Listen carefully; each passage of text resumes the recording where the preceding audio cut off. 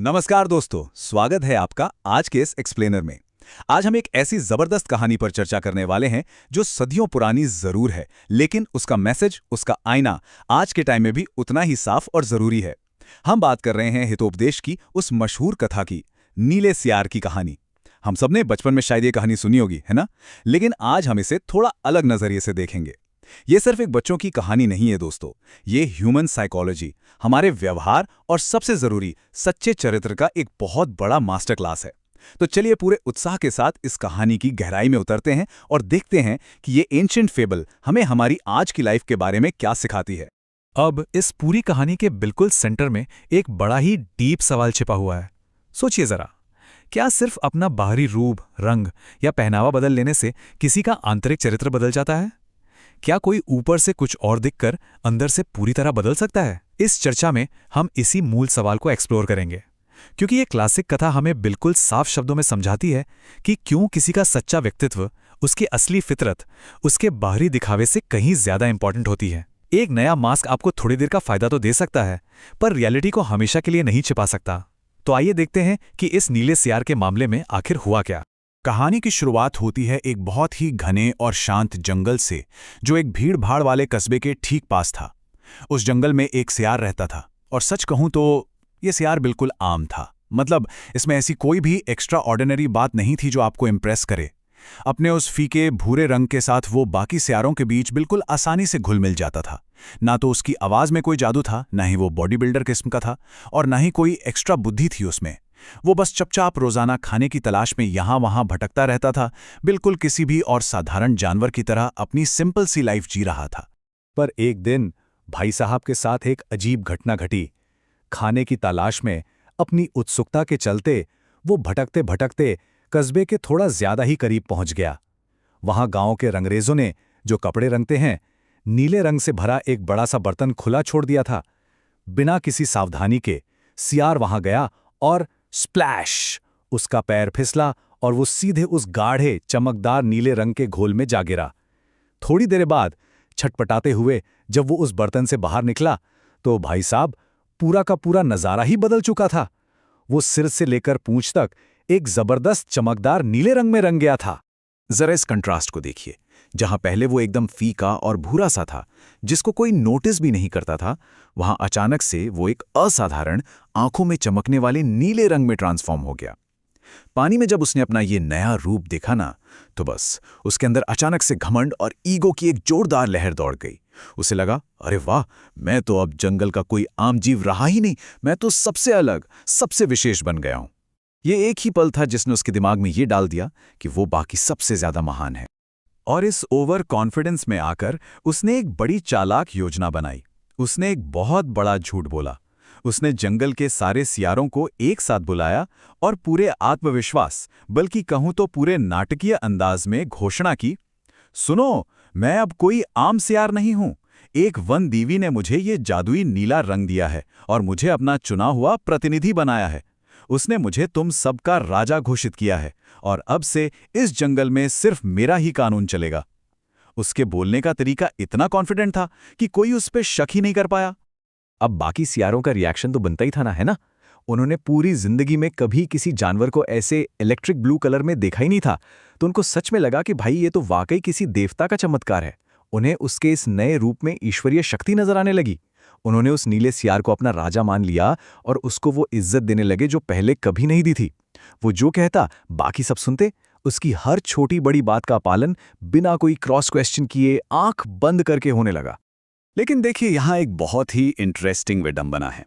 जो सियार कल तक उन्हीं भूरे सियारों के साथ मिल बांट कर खाता था, सोता था, राजा बनते ही, पावर आते ही उसने अपने ही दोस्तों को इग्नोर करना शुरू कर दिया।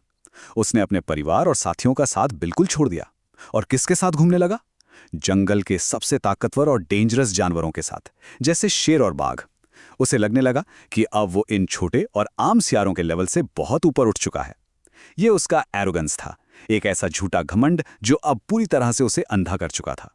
खैर, कहते हैं ना कि झूठ और दिखावे की उम्र लंबी नहीं होती। उन्हीं के झुंड में एक बड़ा ही बुद्धिमान और समझदार सियार था। एक जमाने में वो इस नीले सियार का बड़ा खास दोस्त हुआ करता था। वो एक तरफ शांत बैठकर ये पूरा तमाशा देख रहा था, उसने नोटिस किया कि कैसे ताकत और झूठे रुतबे के नशे में उसका दोस्त अपने उन्हीं दोस्तों को भूल गया है जिन्होंने बुरे वक्त में उसका साथ दिया था। इस वाइस जैकल को अपने दोस्त के इस अहंकार को देखकर काफी दुख और चिंता हुई। उसे पता था कि रियलिटी को सामने लाना ही पड़ेगा। तो उस बुद्धिमान सियार ने एक स्ट्रैटेजी बनाई, और यह स्ट्रैटेजी पूरी तरह से एक साइकोलॉजी पर बेस्ड थी।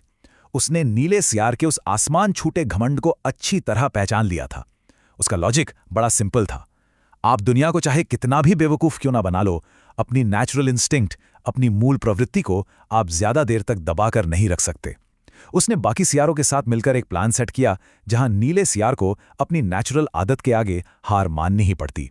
और इस प्लान का सबसे बड़ा हथियार था झुंड का एक साथ आवाज लगाना। और दोस्तों, फिर आई वो रात जब इस मास्टर प्लान को अंजाम देना था। जंगल की उस गहरी शांति में जैसे ही उस बुद्धिमान सियार ने इशारा किया, सभी सियारों ने एक साथ मिलकर आवाज लगानी शुरू कर दी। उन्होंने आसमान की ओर गर्दन उठाई और एक जोर की सामूहिक पुकार लगाई। आओ! ये आवाज इतनी तेज थी कि उसने पूरे जंगल का सन्नाटा चीर दिया। अब माहौल में एक अजीब सा टेंशन था। सबकी नजर सिर्फ एक तरफ थी कि क्या ये नया नवेला नीला राजा इस पुकार को सुनकर शांत रह पाएगा। और बस यहीं पर पूरा गेम पलट गया। जैसे ही उस नीले सियार ने अपने झुंड की वो फैमिलियर आवाज सुनी, उसके अंदर एक ऐसी बेचैनी और उत्सुकता हुई जिसे वो कंट्रोल ही नहीं कर सका। ये उसकी रगों में दौड़ने वाला उसका अपना सच्चा स्वभाव था। चाहे उसने दुनिया भर के आगे खुद को कितना ही बड़ा देवता या राजा क्यों ना साबित कर दिया हो, अपने परिवार की आवाज सुनकर अपने आप को चिल्लाने से वो रोक नहीं पाया। और उसने बेसुध होकर अपना मुंह खोला और पूरे जोश में बाकियों के साथ आवाज निकालने लगा। और आप यकीन मानिए, उस एक आवाज ने एक ही पल में पूरी कहानी क्लियर कर दी। सब कुछ सामने आ गया। एक तरफ था वो लंबा चौड़ा इल्यूजन कि भैया ये तो देवी का भेजा हुआ चमत्कारी राजा है, और दूसरी तरफ अचानक धड़ाधम से गिरी हुई रियलिटी कि ये तो बस हमारा वही पुराना सियार है जिसने सिर्फ नीले रंग का फिल्टर लगाया हुआ है। जैसे ही उसने अपनी असली आवाज निकाली, आसपास खड़े उन ताकतवर शेरों और बाघों को सेकंड भर नहीं लगा समझने में कि उनका पोपट बन गया है। यह किसी राजा की आवाज नहीं थी, और सच्चाई सुनते ही उन खतरनाक जानवरों का गुस्सा आसमान छूने लगा। इस टाइमलाइन को देखिए कि वक्त कितनी तेजी से बदलता है।